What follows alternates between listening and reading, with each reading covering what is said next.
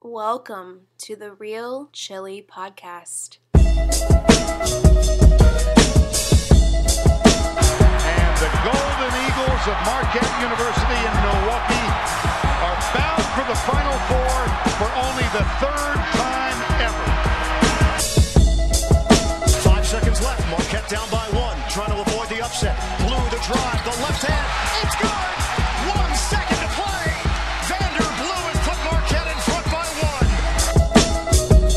And I want to win every day as basketball players, as students, and I want to win every day, most importantly, as people. Welcome, ladies and gentlemen, to the Real Chili Podcast. I'm your host, Mike Lavender, and it is finally here. Saturday afternoon, Marquette faces off against the 17th ranked University of Wisconsin Badgers men's basketball team in Milwaukee.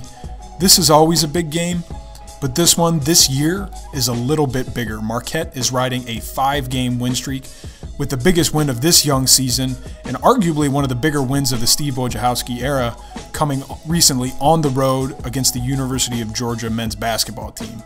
We've got a great show lined up for you today in the second half of the pod. Me and all the fellas, every single one of us, is going to be on to preview Wisconsin and to give our predictions. But first, we wanted to give you a little bit more insight into Wisconsin basketball this year, what you can expect to see on the court on Saturday, and who are the players you need to watch out for. And to do that, we've got Jim Polzin from the Wisconsin State Journal, who covers the Wisconsin basketball team, on the show. Jim, welcome to the Real Chili Podcast.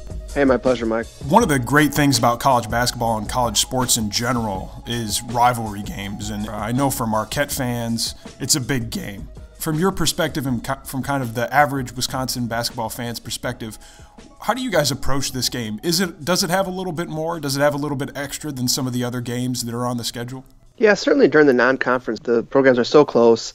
It's kind of been a back-and-forth rivalry of late and usually closely contested games. And you can tell both teams want it. Both rosters are sprinkled with Wisconsin players. So, yeah, I think it's a good rivalry. I mean, it really depends on who you talk to around here in terms of the fan base. I think there's some people that think it's a hardcore rivalry that, they want nothing else but to beat Marquette. I think there's some people who, maybe want to beat Marquette that day, but once the game ends, they're cheering for Wisconsin basketball in general. They cheer for Wisconsin, Marquette, Milwaukee, Green Bay, So right. I don't think it's necessarily a hatred that you see, not like Ohio State, Michigan football, something like that. But I do think it's a great rivalry. I just, like I said, I think it's two programs that have been successful over the years, and they're so close in terms of mileage that it creates a good rivalry. And I love the fact that they play every year. There's rivals that don't play every year. I like the fact that these programs have said, yes, we should play every year, and they've continued on with that tradition. Totally agree. I love that fact, and I love the fact that it's home and home. It's not at some neutral site location. I think that adds to it certainly. So getting to a little bit more of how you guys have looked this season, we previewed Wisconsin in one of our first episodes, and we quickly realized how much talent you guys were returning, and at least top of mind for that for us is Nigel Hayes. Now, Nigel Hayes has had an interesting season so far, but over the past couple of games against Oklahoma and Syracuse, it seems to me he's really kind of broken through some sort of wall. What have you seen from Nigel Hayes in the past couple of games that you think have allowed him to take the next step forward in his development? Well, I mean, the simple answer is that he's clearly made more of an effort to attack the basket. There's a pretty good chance he's going to end his career as the all-time leader at Wisconsin in free throws made and attempted. I mean, that's been a big part of his MO, is attacking the basket and drawing fouls. And he wasn't always doing that at times early in the season, the North Carolina game especially. I mean, I think he settled for maybe too many three-point looks that game. But since this team got back from Maui, there's been 3 games, and the first 2, he did not attempt a three-pointer. Yesterday against Syracuse, he attempted 2 and made them both. So, again, he's clearly made more of an effort of playing in the post and playing inside out. Syracuse, it's a little different. When you look at the last 2 opponents, they're a little different. I mean, Syracuse plays zone. So yeah. Wisconsin's scheme there was to let Nigel kind of roam the high post. He just kind of went back and forth on the free throw line, and they really ran their offense through him. And kind of found the soft spots in that zone, and Nigel did a great job of distributing out of that. I mean, he ended up with 10 assists, mostly just dumping off to Ethan Happ, and Happ would finish, and it was just a very efficient game offensively. Against Oklahoma, they played man-to-man, and Nigel's kind of went to work in the post, and he attacked the rim, and then when he got doubled, he's he's very good at finding the open man. I mean, he had 6 assists yesterday. They were all on three-pointers. Now, granted, the guys have to make the shots, but I think it still kind of showed that Nigel's looking for open teammates, and this offense is at its best when it's kind of funneling through him in the post. Now, the long-winded answer to all this is that Wisconsin's lineup at times makes it difficult for him to roam the post. I mean, Vito, they play with 3 forwards, Vito Brown, Ethan Happ, and Hayes, and Nigel Hayes is the small forward. He's the 3 in this offense, so he's going to be on the perimeter a lot. And the thing I think they've done better lately, been more deliberate of, is getting Nigel more time in the low post, kind of letting Vito Brown move him out to the perimeter and working from there. Because, like I said, when Nigel's got the ball on the block, that is where this offense has been at its most efficient. Yeah, that's definitely his bread and butter, and I haven't had the chance to see Wisconsin too much. I did watch the North Carolina game, and you're right, he was 1 of 7 from the three-point line in that game, and things he had 1 assist in that game overall. If you look at the past 2 games, you mentioned it, 10 assists against Syracuse, 6 assists against Oklahoma. That's 16 assists in the previous 2 wins. In every other game combined, he had 18 assists total. So it really looking like the assists are a key part of his game there. I wanted to ask a question about Ethan Happ. I just happened to glance at the Ken Pomeroy Player of the Year standings right now and was beside myself when I saw that Marquette has to play against 3 of them this year. One is Villanova's Josh Hart, the other is Yante Mayton, and then Ethan Happ is according to Ken Pom, the 3rd overall player in the country. Not only is he 6'10", he's got quick feet, he moves really well in the post. Those are the players that Marquette and most teams typically have a tough time defending. Where do you think he fits into this Wisconsin offense? Well, Ethan Happ, if you go way back with him, he grew up a guard. His whole life he basically spent as a guard, and then had just a giant growth spurt early in his high school. I think he grew like 8 or 9 inches over the span of a year or 2. He actually played against Marquette last year. He started that game. I think he played 30 minutes, and now maybe got a little bit overshadowed by Ellenson and Fisher in that game. I think one of the reasons Marquette won that game was because they clearly won the battle in the post. So Happ did fly below the radar a little bit when opponents and fans were focusing on Nigel Hayes and Bronson Koenig, which was perfectly fair. But Ethan Happ is still kind of growing into his game a little bit. I mean, he was the Big Ten Freshman of the Year last year. It's a little bit sneaky how he managed to get things done, because every field goal he's made in his career, this is going to blow you away. This is going to blow your mind. Every field goal he's made in his career so far, and granted he's only in year 2, has been in the paint. He has not made a shot outside the paint. So beyond baskets in the paint and free throws, that's the only points he scored, and yet he's effective. I mean, he had 24 points against Syracuse the other night. 10 of 12, they were, basically, again, Nigel Hayes was helping out by dishing him, setting him up with some really good feeds, but he manages to score on the basket. He's got really good footwork.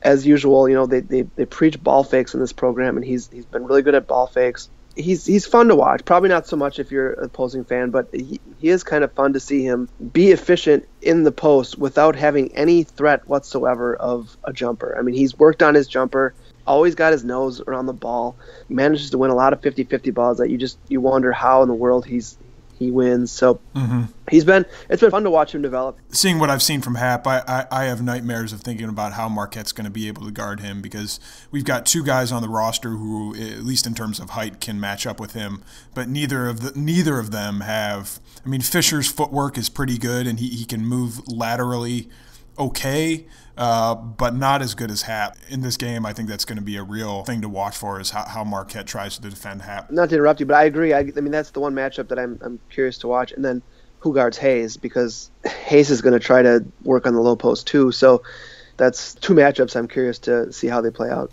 We've talked about, for lack of a better term, kind of the big 3, Ethan Happ, Nigel Hayes, and Bronson Koenig. I guess we haven't talked about him as much. Aside from those 3, who's that 4th guy or that 5th guy, or is there one? Well, it's interesting. I mean, the other 2 starters are Vito Brown and Zach Showalter, and they're, both of them are capable of, maybe scoring 10 points in a given game. In fact, Vito Brown was probably their most consistent offensive player the second half of last season, and they really evolved over time. And Vito Brown was a big part of that. I mean, he got to be a weapon, especially from 3-point range. Zach Showalter is he's a hustler, a good defensive player, has improved his shot from 3-point range.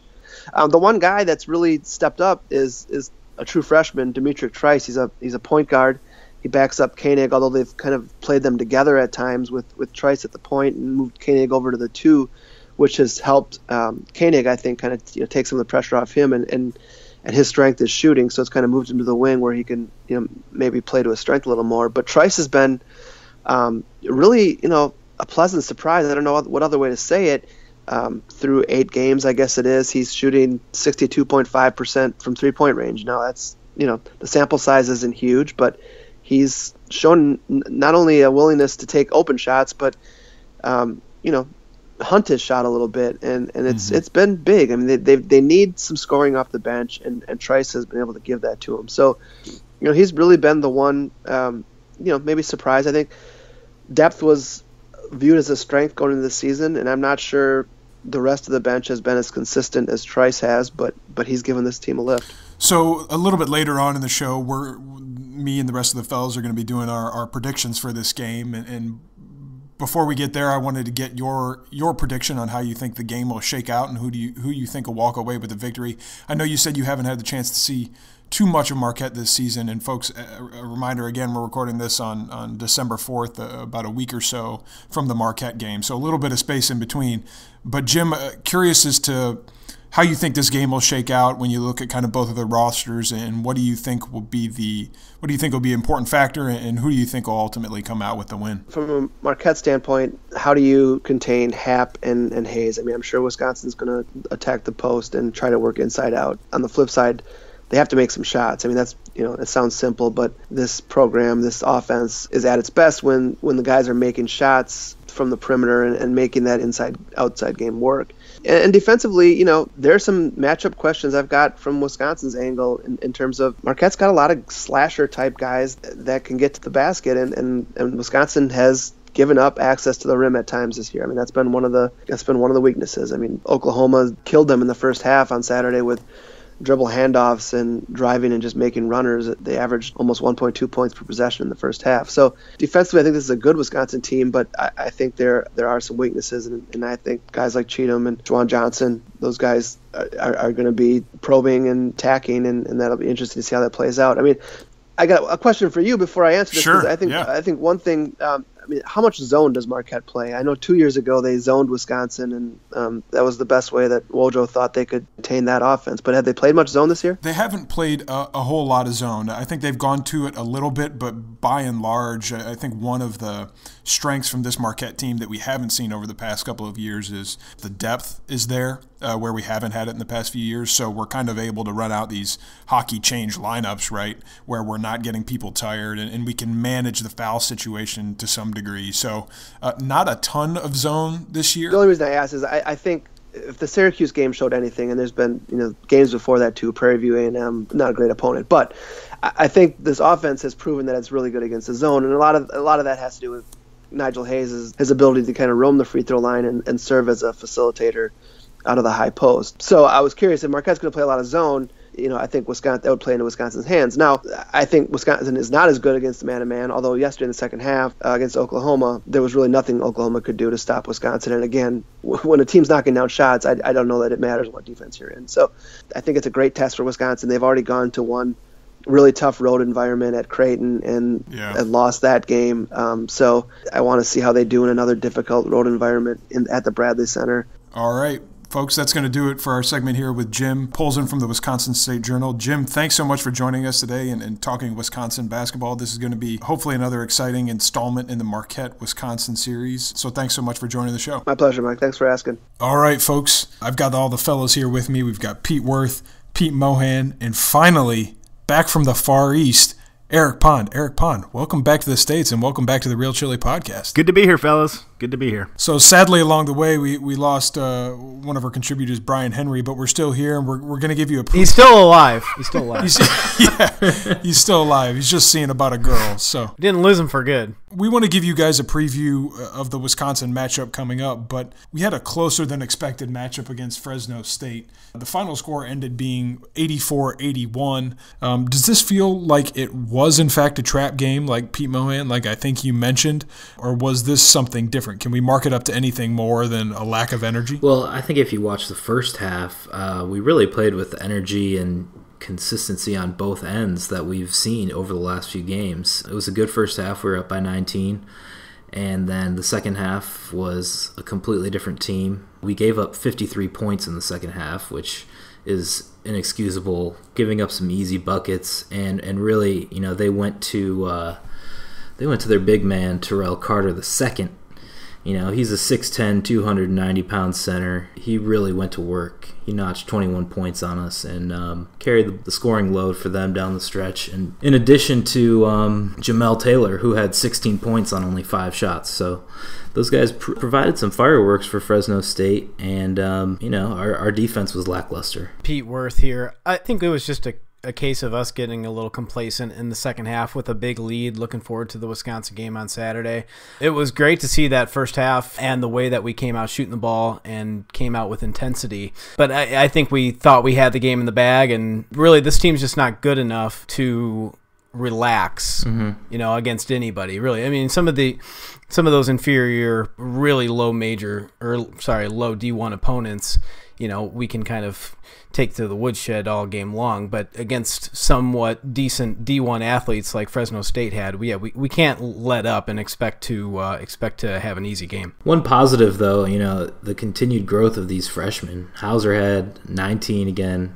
Howard had 10. Combined 6 for 10 on 3-point shooting, which is outstanding. And not only that, but down the stretch, we had to make some free throws. Howard came up clutch. Hauser made a couple free throws, and they didn't look phased at all like most freshmen would. So the fact that we can rely on those guys in late game situations to knock down free throws is key, and we've really been a great free throw shooting team all season. Yeah, we've been really solid at the free throw line, and I think kind of the inverse of what you were just saying there, Pete Mohan. We've seen these freshmen, we've seen these kind of newcomers step up. Just in the past 2 games, one of the people that has had a rough couple of games is Hanif Cheatham, and we're not used to seeing that from him. A highly skilled player, someone who consistently finishes at the basket. Cheatham with only 6 points in this game, 2 rebounds, 3 assists, 1 steal. So not a poor effort, but not something that we're consistently used to from Hanif Cheatham. So it's interesting to look at kind of how the landscape has shifted over the past couple of games and project out to the Wisconsin game to see what the new world order might be and how that'll take shape in the Wisconsin game. Keaton Reinhard missed 12 of his last 14 entering this game from 3, and during this game went 1 of 4 from 3 and 1 of 7 from the field. How does this team handle Keaton moving forward? Tell him not to shoot the ball every time he gets the ball. I don't know. It seems like he wants to put the game on his shoulders and put the offense on his shoulders every time he gets the ball, and he doesn't have to do that with as many quality offensive players that we have. I'm sick of seeing him take bad shots. Maybe he should go join Sandy over at the rec center and find a stroke. Sandy's at UW Green Bay now. At the end of the semester. But he's at Hellfair. I bet you right now, as we record this, he's at Hellfair balling until midnight. Absolutely.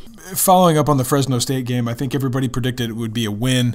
We didn't predict that it would be quite the win that it was. Now we got to move on to one of the bigger games in the Steve Wojciechowski era, certainly the biggest game this year to this point. The 17th ranked Wisconsin Badgers are coming to town this Saturday afternoon. We're all alum. We know that this is a big game year in, year out, if for nothing more than for pride. But this year, it has the feel of meaning more. And as I look at this matchup, Pete Mohan, as I kind of look up and down the rosters, this is a game that I think Marquette can hang in. I think we can match Wisconsin in a lot of different areas and even improve upon them in a lot of different areas. I think this is going to be a close game. I think both teams have shown that their shooting is so good that they could stretch a lead out at any point. Honestly, I mean, I could see maybe not the outcome, but at some point the lead stretching for 15 points in either direction in this game. One thing that I think is really interesting is the extreme difference in tempo with which these two teams play. Marquette is 21st in the country in tempo, and whereas Wisconsin is 347th. It's a fast-paced team versus a slow-paced team, and I think what I'm looking forward to is which team inflicts their pace upon the other team and gets the game going in their favor. And, I think a lot of that hinges upon Marquette's defensive ability. And the ability to get out and run and get some fast break points. And I think typically you'd say that when you're facing a faster paced team against a slower paced team, the slower paced team is typically, if they're a quality team like Wisconsin is, they're typically able to impose their will.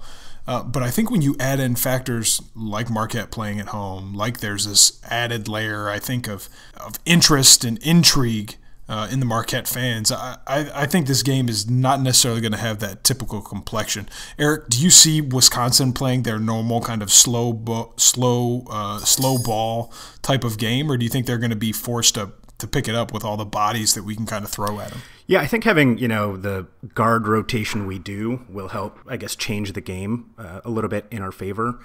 I think also it's going to be interesting to see how the Badgers really are as far as efficiency on offense. Right now they're 10th according to Ken Pom, and this isn't the Wisconsin team that goes out and puts up 30 points. They're averaging 87.3 points per game and shooting almost 53% over the last 3, including wins against Syracuse and Oklahoma. I think we can speed it up. I think this is going to be a high-scoring game, and I think also, there's some component of this that's going to be, dependent upon how Wisconsin takes care of the ball and we're able to force turnovers. Up until the Oklahoma game, their last win, they had double-digit turnovers in each contest up to that game. Another thing about Wisconsin's team that I noticed is their rebounding ability, and generally they're usually a taller squad than most. This year's no different. They're a pretty tall team, especially when you have Nigel Hayes essentially playing as the small forward in a lot of sets. Their rebounding is great on both ends of the court. They are 10th in the country at offensive rebounding and 5th in the country at essentially preventing offensive rebounds for the other team. So can we throw our guards at the rim enough to get some rebounds and take them away? Because if we get killed on the glass in this game, I don't see how we can win. Yeah, I think that's an interesting point about Wisconsin hitting the glass, because when you think about this Wisconsin team, there is some three-point shooting ability across their roster. They're freshmen. Demetric Trice jumps to mind. He's in the top 10 or top 15 in three-point shooting percentage in the country. But when you think about this Wisconsin team, you think about Ethan Happ and you think about Nigel Hayes. And those are both guys who operate in the paint, near the paint. Wisconsin is very strong when they're playing their game. They're strong in the interior. And this is going to be the big matchup in the game in my mind. All said, we're going to break even outside the arc. But when you look at the game inside the game, it's going to be Luke Fisher, Matt Helt, some of Sam Hauser. What's Caton Reinhardt going to be able to do defensively? How can we match up with them in the interior against Nigel Hayes, against Ethan Happ, against some of their other people?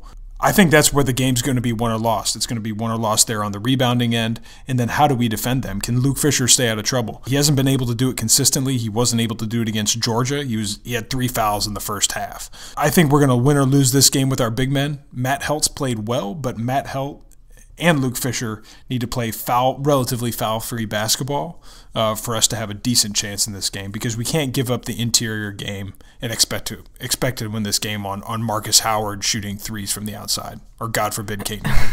That's not too dissimilar from how we won last year. We ran the game through Luke Fisher and Henry Ellenson, obviously, but in running through Luke, we were able to steal a victory. I think we said it at the beginning of the year when previewing this matchup.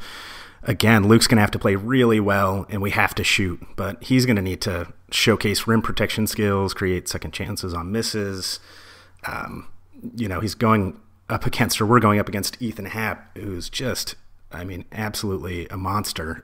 Second in rebounds per game in the Big Ten, second in offensive rebounds, third in field goal percentage, second in steals.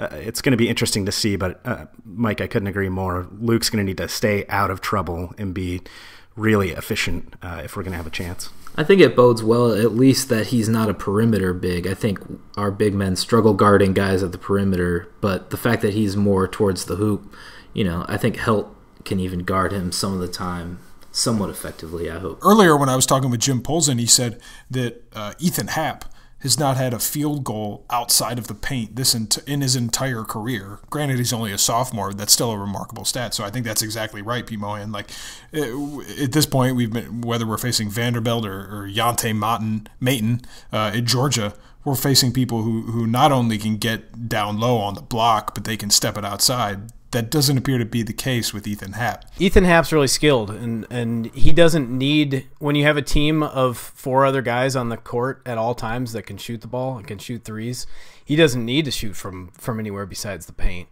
And especially as good as they are at shooting threes, Hayes and Vito Brown and Bronson Koenig. Mike, you're talking about Wisconsin, you think of Happ and Hayes. I think of Bronson Koenig making that 3 to win the game in the NCAA tournament last year, because when he is hot, he can go off for 30 any game. That's what makes this team so dangerous. I will say that this team is pretty streaky. They have not shot the ball that well at that high of a percentage this year, especially Koenig and Showalter.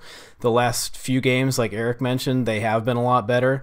But if we are somehow able to keep Hayes out of the paint and try to force him out and try to entice him to shoot more from outside, even though he can shoot it well out there, I think that's going to be a major benefit to us. That's a great point about Hayes. And, Wisconsin's got a game this week, I think on Wednesday of this week. So omitting stats from that, if you look at Hayes' assists in any given game this season, that tells the story of the game for Wisconsin. When his assist numbers go up, that means he's getting in the paint. He's probably getting double teamed and he's passing the ball out quick to an open shooter for a 3. So Hayes combined for 16 assists against Syracuse and Oklahoma. All other games combined, he was 18 total assists. So it's going to – and if you watch that North Carolina game against Wisconsin, you saw Hayes kind of living out on the perimeter, shooting a 3, whether he was open or not. They simply weren't falling. I think he went 1 for 8 in that game. So it's going to be really interesting to see off the bat, can Hayes bang down low with some of our guys? How's Hauser going to be able to play? I assume we put Hauser on him. I assume Hauser's the matchup there. They're about the same height, about the same size. That's going to be a big assignment for Hauser, guarding Hayes in the low post. I think this is a game where we see a healthy dose of Reinhardt, and hopefully he can make a few shots on the offensive end, but we're going to need a defensive effort from him against Hayes. You can say what you will about Hauser, but Hayes is such an experienced player at this point that he'd be able to take advantage of Hauser and his lateral slowness, essentially.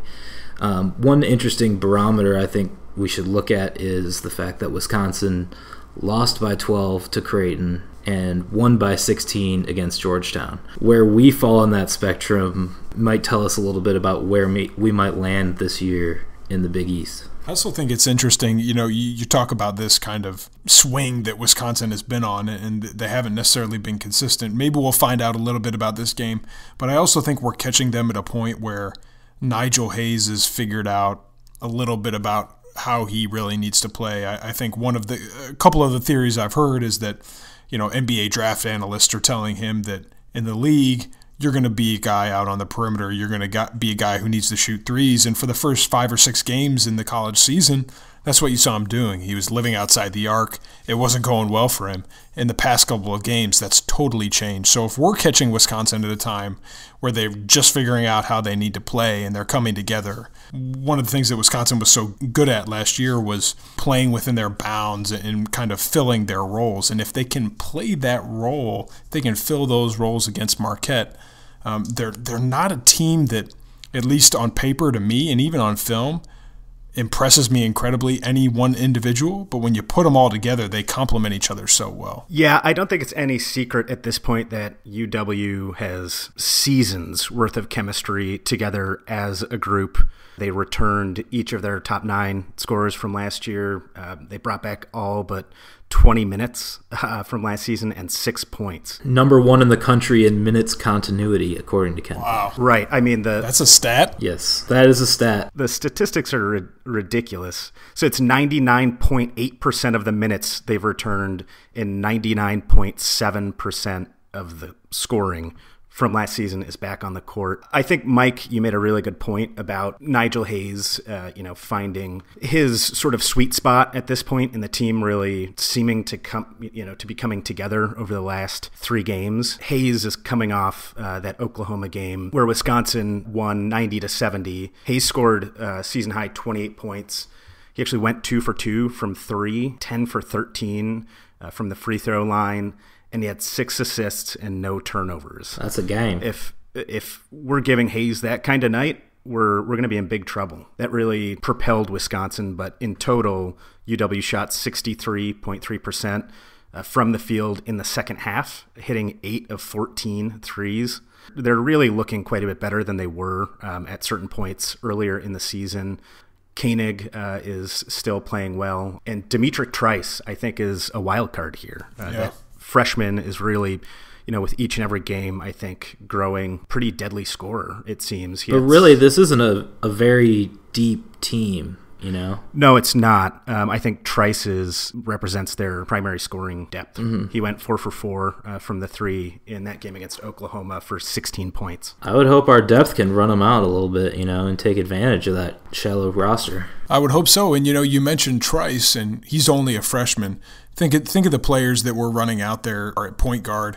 Have been Marcus Howard, number 1, and Andrew Rousey, number 2, and Tracy Carter thrown in there kind of decreasingly so over the past number of games. So it's going to be an interesting matchup. Those guys, Trice, Rousey, and Howard, are all about the same height, all around 6 foot, maybe give or take. Trice is a wannabe Dwayne Wilson. That's going to be an interesting matchup because I don't think Howard or Rousey have been tested like that at the point guard position where they're going to have to stay on their guy. I don't think they've been tested like that yet this season, maybe against Michigan, but that game was so out of hand in the first 10 minutes, maybe 20 minutes, that it doesn't really count. But that's going to be another position that you need to watch in addition to the interior defense. Watch the point guard play because Trice can go off and has proven that in his game so far this season. Koenig's a bigger point. He's 6'4", almost 200. I think that's going to be really interesting to see how that's handled from Marquette's perspective, and he can shoot. He's really a big point guard that can shoot. Wisconsin's bench, they're serviceable, but there's no impact players there outside of Trice, like you mentioned. Charles Thomas is a big body who will get in there and get some rebounds and can possibly disrupt some Marquette shots in the paint. Pete, you were talking about minutes continuity. The biggest example of that was the Syracuse game. Wisconsin put on a clinic passing the basketball against that zone. And it's not one of Syracuse's best teams that they've had. Yeah, apparently they reek. They lost to UConn. Hey, that's a rivalry game. Jim Boeheim's always going to have long athletes and big guys that can play that zone, fill those roles. And they destroyed that zone. I mean, it was pretty beautiful to watch, actually. Well, thankfully, we're not going to have to play any zone. Right, and that's what I was just kind of getting to the point. Is we were talking about trying to force Hayes from the outside. Will we play zone? Absolutely not. Just in case anybody was kind of thinking about that, it's not going to happen. That ain't never going to happen. I need to fact check this, but I think I saw that Nigel Hayes just won Big Ten Player of the Week for the first time in his collegiate career. Doesn't that seem strange? Yeah, that does seem strange, particularly last year. Right. All right, folks. So that's going to wrap it up here. We want to move to predictions for the Wisconsin game. Pete Mohan, I want to throw it to you first. Give us who you think is going to be the winner for this game, and what do you think a couple of top-line key factors are going to be in the outcome? Well, one thing that we talked about before is sometimes when our defense struggles, it's in scrambling situations. So when there's an offensive rebound or a deflection and someone's caught out of position and we give up an easy basket. This Wisconsin team offensive rebounds really well. We can't give up open shots off of those offensive rebounds. That said, I think our shooting has been exceptional, and we are playing in the BC. It should be packed. I'm expecting a close game. I'm going to say Marquette by 2 points. Pete Worth. If you had asked me beginning of the season what my thoughts were against this game, I thought we'd have no chance. watching the team progress in these first 9 or 10 games, I'm feeling more and more optimistic. The thing I like about this Marquette team is that we're fun to watch, finally, and like for the first time in 5 years. And we have shooters all over the court, and we attack the basket, and we kick out, and we can hit shots, and we have freshmen who are fearless taking those shots. And John Rothstein, and I just saw a little bit of today's game against Fresno State, but at halftime he mentioned role allocation, and I thought that was a key. One of my keys in the beginning of the season is how is the roster going to shape up, who we're going to rely on for big minutes, and we're starting to see that from Hauser and Howard, and hopefully Cheatham can come back on track, but Juwan Johnson's play has been there all year. Big keys in this game, we already talked about them. Rebounding, can we keep up with them on the boards? Pace, getting to the basket, attack. I want to see us attack the basket every possession like we have been doing, because they are not as good defensively against the pick and roll, and they're not as quick on defense as some Wisconsin teams have been in the past. Active hands, forced turnovers. I think Marquette's gonna squeak this out. 3-point win for Marquette. You heard it here first. Second. Eric Pun. Like you fellas, I'm cautiously optimistic actually heading into this game.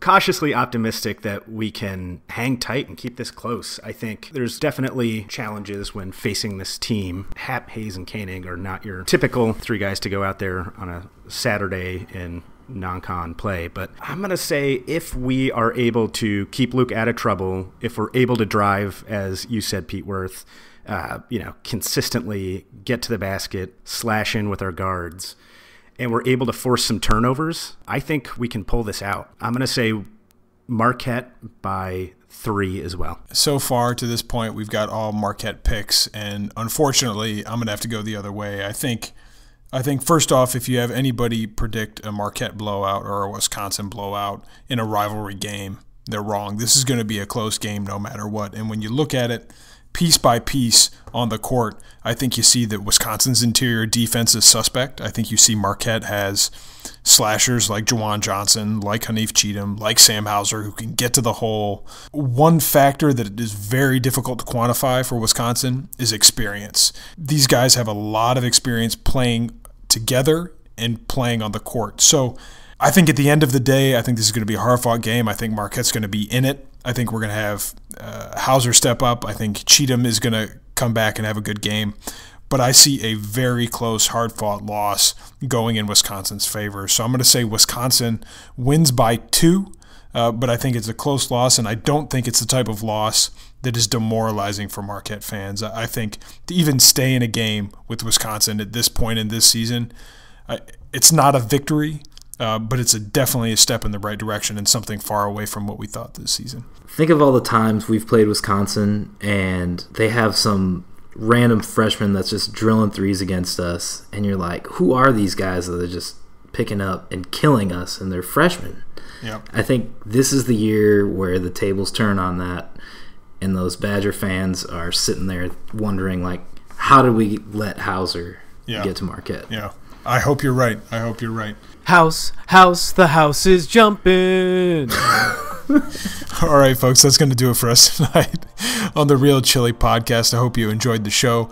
We'll be back immediately post-Wisconsin game to give you a reaction and to give you our thoughts on how Marquette fared in that matchup. It's going to be a big one. Everyone get out to the BC. Get loud. Thanks so much for listening, and we'll talk to you soon. Go Marquette.